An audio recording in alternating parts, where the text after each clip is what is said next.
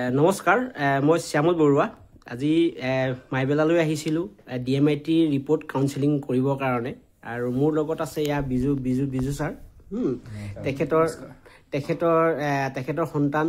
যদুমণি দাস নহয়নে যদুমণি দাস তেখেতৰ সন্তান যদুমণি দাসৰ আজি কাউন্সেলিং কৰিলো কাউন্সেলিং কৰিলো এই কাউন্সেলিংটোৰ পৰা তেখেতৰ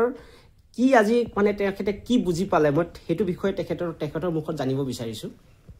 লৰাজনক পঢ়োৱা মানে হেৰিটো গম পালো মানে মেথডটো আগৰ পৰা বুজা নাছিলো মানে কেনেকে পঢ়ালে ঠিক মনত ৰাখিব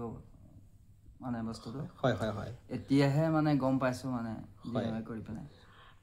আগতে কি ষ্টাইলত বুজাইছিলে তেখেতক লৰাটো বুজা মানে কেনেকে পঢ়াইছিলে লিখি আৰু আমি কৈ পঢ়াও এনেকৈ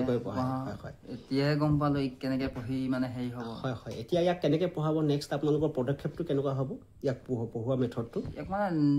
ভিজুৱেলাইজেশ্যন কৰিব লাগিব মানে দেখুৱাই মানে দেখিয়ে শিকিব হয়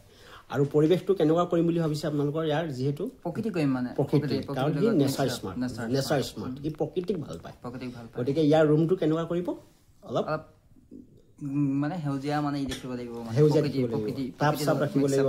ফুল চুল ৰাখিব লাগিব চৰাই চিৰিকটি অলপ পোহক অলপ তেনেকুৱা নেচাৰ যাতে ই তাত ৰুমটোত পৰা ওলাই আহিব নিবিচাৰে ব্যস্ত হৈ থাকিব পাৰে ঠিক আছে থেংক ইউ